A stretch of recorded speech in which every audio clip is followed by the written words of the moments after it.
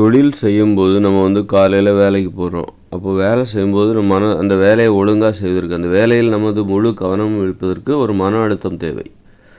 அதாவது அந்த மன அழுத்தம் எப்படிப்பட்டதுன்னா, அந்த மன அழுத்தத்திற்கு எதிரானது எது?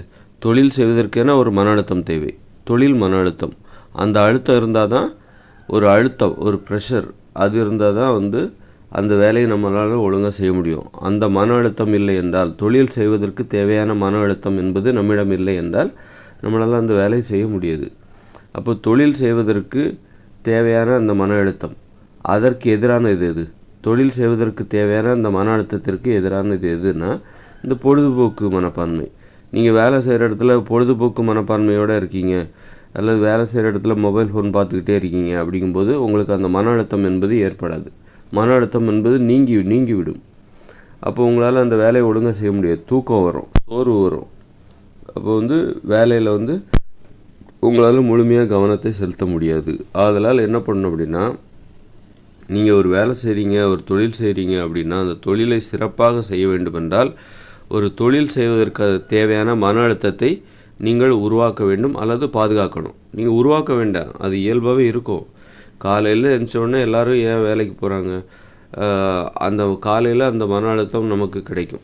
அந்த மன அழுத்தம் என்பது காலையிலே நீங்கள் மொபைல் ஃபோன் பார்த்துட்டு, டிவி பார்த்துட்டு நீங்கள் ஆஃபீஸ்க்கு போகிறீங்க அப்படின்னா கண்டிப்பாக உங்களுக்கு அந்த மன அழுத்தம் என்பது கண்டிப்பாக இருக்காது. அப்புறம் வேலை பார்க்கும்போது நீங்கள் மொபைல் ஃபோன் பார்ப்பீங்க, டிவி பார்க்க மாட்டாங்க, ஆனால் மொபைல் ஃபோன் பார்ப்பீங்க. அப்படி இருக்கும்போது என்ன ஆகும் அப்படின்னா, அந்த மன அழுத்தம் என்பது உங்களிடத்தில் இருக்காது. தொழில் செய்வதற்கு தேவையான மன அழுத்தம் என்பது சோம்பேறித்தனமாக இருக்கும். அந்த வேலையை செய்கிறதுக்கு அந்த மனசே வராது. ஏன்னா அந்த மன அழுத்தத்தை நீங்கள் காலையிலே நீங்கள் என்ன பண்ணிட்டீங்க? காலி பண்ணிட்டீங்க. தொழில் செய்வதற்கு தேவையான மன அழுத்தத்தை நீங்கள் காலையிலே என்ன பண்ணிட்டீங்க? செலவு செய்து விட்டீர்கள், வீணடித்து விட்டீர்கள் என்று பொருள். உங்களுக்கு பணம் கொடுத்தா அதை நீங்கள் செலவு பண்ணிட்டா எப்படி, உதாரணமாக செலவு பண்ணால் எப்படி இருக்கும்? அதே மாதிரி தான். ஆக அந்த மன அழுத்தம் என்பது அதுதான் தொழிலுக்கான மூலதனம். ஒரு தொழில் செய்வதற்கான மூலதனங்கிறது பணம் கிடையாது. பணம் இருந்துட்டால் எந்த தொழிலையும் செஞ்சிட முடியாது. ஆனால் தொழில் செய்வதற்கு என்ன தேவை? மன அழுத்தம் தேவை. காலையில் அந்த மன அழுத்தத்தை நாம் பாதுகாக்க வேண்டும். காலையில் எழுந்திரிச்சிட்டு அப்புறம் இப்போ வேலைக்கு கிளம்புறோம். இதுக்கு இடையில் நீங்கள் என்ன பண்ணணும்? அந்த மன அழுத்தத்தை சீர்குலைக்காதவாறு நடந்துக்கணும். என்ன பண்ணணுன்னா, இந்த மொபைல் ஃபோன் எதுவும் பார்க்கக்கூடாது, டிவி பார்க்கக்கூடாது, பாட்டு கேட்டுக்கிட்டே வேலை செய்யக்கூடாது, பாட்டு கேட்டுக்கிட்டே வேலைக்கு போகக்கூடாது. இந்த மாதிரி அது மாதிரி நீங்கள் யார்கிட்டயா பேசும்போது கூட ஒரு சும்மா பொழுதுபோக்காக பேசிகிட்டு போகக்கூடாது, வேலைக்கு போகக்கூடாது. காலையில் வேலைக்கு போகிறீங்க அப்படின்னா சும்மா பொழுதுபோக்காக பேசிக்கிட்டு அந்த மன அழுத்தத்தை அது நீக்கிவிடும். அப்படிலாம் பேசிட்டு போகிறீங்க, மொபைல் ஃபோன் பார்த்துட்டு போகிறீங்க, டிவி பார்த்துட்டே போகிறீங்க, பாட்டு கேட்டுக்கிட்டே மொபைலில் பாட்டு கேட்டுகிட்டே ஹெட்செட்டில் பாட்டு கேட்டுகிட்டே நீங்கள் வேலை செய்ய போகிறீங்க அப்படின்னா அந்த வேலை செய்வதற்கான அந்த மன அழுத்தத்தை அது காலையிலே இல்லாமல் செய்துவிடும். அப்போ உங்களால் வேலை செய்ய முடியாது. சோம்பேறித்தனம் தான் வரும். வேலையில் ஒரு ஈடுபாடே வராது. கடமைக்காக வேலை செஞ்சுட்டு அப்போ உங்கள் வாழ்க்கையில் முன்னேற்றமே இருக்காது. ஒரு ஈடுபாடு இல்லாமல், ஒரு அர்ப்பணிப்பு உணர்வு இல்லாமல் நீங்கள் ஒரு வேலையை செய்கிறீங்க, சோம்பேறித்தனமாக ஒரு வேலையை செஞ்சீங்கனாலே, வேலை செய்வதற்கே உங்களுக்கு சோர்வாக இருக்கிறது என்றாலே அப்போ உங்கள் வாழ்க்கையில் உங்கள் வேலையிலே முன்னேற்றம் இருக்காது, வாழ்க்கையிலே முன்னேற்றம் இருக்காது. அடுத்தடுத்த நிலைக்கு போகவே முடியாது. கடமைக்கு அந்த வேலையை செஞ்சுட்டு சம்பளத்தை வாங்கிட்டு வருவீங்க, அவ்வளோதான். அதனால் வேலை செய்வதற்கு ஒரு ப்ரெஷர் தேவை, ஒரு அழுத்தம் தேவை. உங்களை தள்ளணும், ஒரு விஷயம் உங்களை தள்ளிக்கிட்டே இருக்கணும். உங்களை பின்னாடி இருந்து உங்களை ஒருத்தர் தள்ளுனா எப்படி இருக்கும்? வேலை செய்வதற்காக உங்களை நிர்பந்திக்கணும். அந்த அழுத்தம்ங்கிறது என்னன்னா, தொழில் செய்வதற்கான அந்த மன அழுத்தம் தான் உங்களை வேலை செய்வதற்கு நிர்பந்திக்கும், தள்ளும். அதனால் அழுத்தம் என்பது ரொம்ப முக்கியம். அந்த அழுத்தத்தை பாதுகாக்க வேண்டும். அதனால் அந்த அழுத்தத்தை எதெல்லாம் சீர்குலைக்கும் அப்படின்னா, நீங்கள் டிவி மொபைல் ஃபோன்லாம் பார்த்துட்டு பாட்டு கேட்டுகிட்டே வேலைக்கு போகிறீங்க, வேலை செய்கிறீங்க, வேலை செய்யும்போதும் அடிக்கடி மொபைல் ஃபோன் பார்க்குறீங்க, அடிக்கடி பாட்டு கேட்குறீங்க. அப்போ என்னென்னா உங்களுக்கு கண்டிப்பாக அந்த ப்ரெஷர் என்பது இருக்காது. அந்த வேலை செய்வதற்கு தேவையான அந்த மன அழுத்தம் என்பது உங்களுக்கு கண்டிப்பாக உங்களிடத்தில் அது இருக்கவே இருக்காது. அது உங்களுக்கு மூளையில் ஒரு சோர்வை தரும். வேலையில் ஈடுபாடே வராது, சோம்பேறித்தனம் தான் வரும். அதனால் அதன் வேலை செய்து முடித்த பிறகு அந்த மன அழுத்தத்தை நாமே நீக்க வேண்டும். ஏன்னா அந்த மன அழுத்தத்தோடையே இப்போ நீங்கள் காலையிலேருந்து எந்த மொபைல் ஃபோன், அதாவது டிவி, பாட்டு கேட்கல, பொழுதுபோக்கு அம்சங்களில் ஈடுபடவில்லை. அப்போது ஒரு வேலை செய்வதற்கு தேவையான ஒரு தொழில் செய்வதற்கு தேவையான மன அழுத்தத்தோடு ஒரு தொழிலை செய்கிறீர்கள். அந்த தொழிலை செய்து முடிச்சுட்டு சாயந்தரமாக வீட்டுக்கு வரீங்க. இப்போ அந்த மன அழுத்தம் உங்கள்கிட்ட இருக்குது. அதை போக்கணுன்னா என்ன பண்ணணும் அப்படின்னா,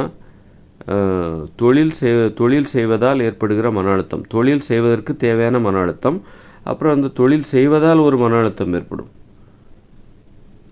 அந்த மன அழுத்தத்தை எல்லாம் போக்கணுன்னா 1 மணி நேரம் விளையாடணும். 1 மணி நேரம் விளையாடணும். 1 மணி நேரம் விளையாண்டால் தான் அந்த மன அழுத்தம் அன்றன்றைக்கு அது ஒரு கழிவு மாதிரி அது வெளியே போயிடும், உங்களை விட்டு வெளியே போய்டும். அப்போ தான் நிம்மதியாக நீங்கள் தூங்க முடியும். நிம்மதியாக நிறைய பேருக்கு தூக்கம் இல்லாத காரணம் என்னன்னாக்கா, இந்த பகல் நேரத்தில் ஏற்படுகிற அந்த மன அழுத்தம், தொழில் செய்வதால் ஏற்படுகிற மன அழுத்தம், அந்த மன அழுத்தத்தையோடையே அவங்க போய் தூங்குறாங்க. அதனால் அவங்களுக்கு தூக்கம் வர மாட்டேங்குது. இப்போ மொபைல் ஃபோன் பார்த்த உடனே சிலருக்கு தூக்கம் வரும். ஏன் இரவு நேரத்தில் மொபைல் ஃபோன் பார்க்குறாங்கன்னா, அதை பார்த்த உடனே தூக்கம் வருது, மூளை சோர்வடையும். சோர்வடைகிறதுனால தூக்கம் வருவதாக நினைத்து கொண்டு அதை தூங்குகிற நேரத்தில் அதை பார்க்குறாங்க. ஆக பொழுதுபோக்கு அம்சங்கள், விளையாடுறது, இதெல்லாம் மன அழுத்தத்தை போக்கக்கூடியது.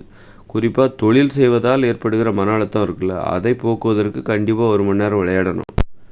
விளையாண்டால் தான் கண்டிப்பாக அந்த மன அழுத்தம் நமது உடலிலிருந்தும் மனதிலிருந்தும் நீங்கி நல்லா தூங்க முடியும். அது மாதிரி பொழுதுபோக்கு விஷயங்களும் ரொம்ப மாலை நேரங்களில் கண்டிப்பாக தேவை. அப்போ தான் நல்லாவே தூங்க முடியும். உறவு முறைகளில் ஏற்படுகிற மன அழுத்தம், அதாவது உறவினர்களிடம் நண்பர்களிடம் பழகுவதால் ஏற்படுகிற ஒரு மன அழுத்தம், போட்டி, பொறாமை, நண்பர்கள் உண்மையாக இல்லை, உறவினர்கள் உண்மையாக இல்லை, அவங்க ஏமாத்துறாங்க அல்லது துரோகம் செய்கிறார்கள், இப்படி உறவினர்கள் குறித்த ஒரு அவநம்பிக்கை காரணமாக ஒரு மன அழுத்தம் ஏற்படும். போட்டி, பொறாமை, இதையெல்லாம் போக்கணும் அப்படின்னா தினமும் என்ன பண்ணணும், ஒரு 10-20 நிமிஷம் டான்ஸ் ஆடணும், ஓவியம் வரையணும், கவிதை எழுதணும், கதை சொல்லணும், பாட்டு பாடணும்.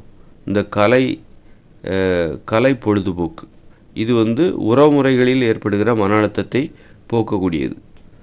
ஒரு தொழிலில் ஏற்படக்கூடிய மன அழுத்தம் இருக்குல்ல, அதை போக்கக்கூடியது விளையாட்டு. அதை 1 மணி நேரம் விளையாடணும். இப்படி தினசோறும் இது ஒரு கடமை. குளிப்பது எப்படி தினமும் கடமையோ, தினமும் குளிக்கிறோம், பல் விளக்குகிறோம், துலக்குகிறோம், இது எப்படி கடமையோ அதுபோல் விளையாடுவது, 1 மணி நேரம் விளையாடுவது, அது மாதிரி 1 மணி நேரம் இந்த கலை படைப்பு திறனை வெளிப்படுத்துவதற்காக செலவிடுவது. ஓவியம், கவிதை, நடனம், பாடல், ஆடல், அப்புறம் கதை சொல்கிறது, இந்த மாதிரி சிற்பம் செய்வது, இதற்காக தினமும் 1 மணி நேரம் அதை நம்ம திட்டமிட்டு முறைப்படி ஒரு பள்ளிக்கூடத்தில் எப்படி முறைப்படி அவங்க செய்கிறாங்க, ஒரு பாட வேளை 1 மணி நேரம், காலை முதல் பாட வேளை, 2ஆம் பாட வேளை, முதல் பாட வேளை தமிழ், 2ஆம் பாட வேளை அறிவியல், 3ஆம் பாட வேளை கணிதம் அப்படின்னு சொல்லிட்டு எப்படி பிரித்து பண்ணுறாங்களோ அதே மாதிரி தான் நம்ம வாழ்க்கையுமே இந்த பாட வேளையாக பிரித்து கொள்ள வேண்டும். இத்தனை மணியிலிருந்து இத்தனை மணி நேரம் தொழில் செய்ய வேண்டும், இத்தனை மணியிலிருந்து இத்தனை மணி நேரம் விளையாட வேண்டும், இத்தனை மணியிலிருந்து இத்தனை மணி நேரம் கலை படைப்பு திறனை வெளிப்படுத்துவதற்காக நேரத்தை செலவிட வேண்டும் அப்படின்னு திட்டமிட்டு, இதுதான் திட்டமிட்ட வாழ்க்கை, இதுதான் எளிதான வாழ்க்கை கூட. ஏன்னா இது எல்லாமே நமக்கு என்னது தவிர்க்க முடியாத தேவை எதெல்லாம் அப்படின்னு தெரிஞ்சுக்கிட்டு, அதோட பயனையும் தெரிஞ்சுக்கிட்டு நம்ம அதை வாழ்க்கையில் நடைமுறைப்படுத்தணும். படுத்தினா தான் நம்மளால் நிம்மதியாக தூங்க முடியும், உடம்பு ஆரோக்கியமாக இருக்கும். நம்மலாம் உடம்பு ஏன் இவ்வளோ நோய்கள்னால் நம்ம வாழ்க்கையை நாம் திட்டமிடவில்லை. நாம் நமது கட்டுப்பாட்டிற்குள் நமது வாழ்க்கையை கொண்டு வரவில்லை. நமது ஒரு திட்டமிட்ட வாழ்க்கைக்கு எதிராகத்தான் நம்ம ஏனோ தானோன்னு வாழ்ந்துட்டுருக்கோம். அவங்கவுங்க மனம் போன போக்கில் வாழ்ந்துட்டுருக்காங்க. ஒரு பள்ளிக்கூடத்துக்கு போனால் அந்த மாணவர்கள் மனம் போன போக்கில் இருந்தாங்கன்னா அவங்க எப்படி கல்வி கற்க முடியும்? அதே மாதிரி தான் அறிவு எப்படி வளரும்? அதே மாதிரி தான் மக்களும் என்ன பண்ணுறாங்கன்னா, இந்த மாதிரி ஒரு வேலை செய்துவிட்டு வீட்டுக்கு வந்து விட்டால் அதன் பிறகு அவர்களுக்கு கட்டுப்பாடு என்பதே இல்லாமல் ஏனோ தானோ என்று வாழ்ந்து கொண்டிருக்கிறார்கள். வீட்டுக்கு வந்தாலும் கட்டுப்பாடு தேவை. வீட்டுக்கு வந்த பிறகு 1 மணி நேரம் விளையாடணும், 1 மணி நேரம் கலை படைப்பு திறனை வெளிப்படுத்துவதற்காக நேரம் செலவிட வேண்டும். அந்த மாதிரி 1 மணி நேரம் இந்த மாதிரி ஒரு திட்டமிட்டு அவர்கள் ஒரு குடும்பத்தில் வந்தால் கூட அங்கு கூட வாழ்க்கை திட்டம். அதுக்கு தான் குடும்பத் தலைவி என பெண்களுடைய பொறுப்பு. குடும்பத் தலைவி அப்படின்னா அவர்களுடைய பொறுப்பு இதுதான். வீட்டில் இருப்பவர்களை திட்டமிட்டு அவர்களை வாழ வைக்க வேண்டும். அவங்க வீட்டில் இருக்கிற ஒரு டீச்சர் மாதிரி, குடும்பத்தில் இருக்கிற ஒரு டீச்சர், மற்றவங்களாம் ஸ்டூடெண்ட்ஸ் மாதிரி. பெண்கள்னால் யாருன்னா டீச்சர். அவங்க குடும்பத்தில் இருக்கிற அந்த பிள்ளைகள் அல்லது தம்பி, அண்ணன், ஆண்கள் தான் ஸ்டூடெண்ட்ஸு. ஆண்களை கட்டுப்படுத்தணும், திட்டமிட்டபடி வாழ வைக்கணும். அப்போ தான் அவன் மகிழ்ச்சியாக வாழ்வான். அப்போ தான் அவன் என்ன பண்ணுவான், பெண்களை மதிப்பான். ஏன்னா இப்போ ஆசிரியர்களுக்கு மரியாதை கொடுக்குறாங்க. ஏன்னா அந்த பள்ளிகளில் இருக்கிற வரைக்கும் அந்த மாணாக்கர்களின் அந்த நேரத்தை திட்டமிட்டு அவர்களை படிக்க வைக்கிறார்கள், கல்வி கற்பிக்கிறார்கள். அவர்கள் முன்னேற்றத்திற்கு ஒரு நல்ல வாழ்க்கைக்கு வழியமைத்து தருகிறார். அதனால தான் ஆசிரியர்கள் மீது மதிப்பு. அது மாதிரி வீட்டுக்கு வந்த பிறகு இந்த பெண்களோட வேலை என்னென்னா, அவங்க தான் டீச்சர். வீடு என்பது ஒரு பள்ளிக்கூடம். அது குடும்ப பள்ளிக்கூடம். குடும்பத்தில் என்னென்ன பாடங்கள் கற்க வேண்டும் அப்படின்னா, குடும்பம் சார்ந்த அறிவு எது, இந்த விளையாட்டு, பொழுதுபோக்கு. மாலை 6 மணிக்கு வீட்டுக்கு வந்துட்டாங்களா, அல்லது 5 மணிக்கு வீட்டுக்கு வந்துட்டாங்க. அதனால் சொல்கிறேன், காலைல 7 மணிலேருந்து 1 மணி வரைக்கும் தான் நம்ம தொழிலே செய்யணும். 6 மணி நேரம் தான் தொழிலே செய்யணும். அதன் பிறகு நாம் செய்ய வேண்டிய வேலைகள், குடும்பத்துக்கு வந்துட்டோம், வீட்டுக்கு வந்த பிறகு நாம் செய்ய வேண்டிய வேலைகள் நிறைய இருக்குது. அது செய்வதற்கு இங்கே வாய்ப்பே கொடுக்கப்படுவதில்லை. பெண்கள் தங்களுடைய குடும்பம் சார்ந்த ஆளுமை திறனை வெளிப்படுத்துவதற்கு இங்கே வாய்ப்பே கொடுக்கப்படுவதில்லை. எல்லாம் வேலை செஞ்சுட்டு ஒவ்வொருத்தருக்கும் பொதுவான வேலை நேரம் ஏன்னா இங்கே ஒன்று கிடையவே கிடையாது. ஒருத்தருக்கு 4 மணிக்கு வேலை முடியுது, இன்னொருத்தருக்கு 5 மணிக்கு வேலை முடியுது. தொழில் செய்கிற நேரம் மாலை 5 மணிக்கு வேலை முடிகிறது. சிலர் 8 மணி நேரம் வேலை பார்க்குறாங்க, 9 மணி நேரம் வேலை பார்க்குறாங்க. அதனால் ஒரு குடும்பம் என்பது திட்டமிட்டு செயல்படாதபடிக்கு இங்கே இந்த தொழில் செய்கிற அந்த நடைமுறை என்பது ஒரு இடையூறாக இருக்கிறது. குடும்ப ஒற்றுமைக்கு, ஒரு குடும்ப அமைப்பு சிறப்பாக செயல்படுவதற்கு தொழில் செய்கிற நடைமுறை இடையூறாக இருக்கிறது. அதனால்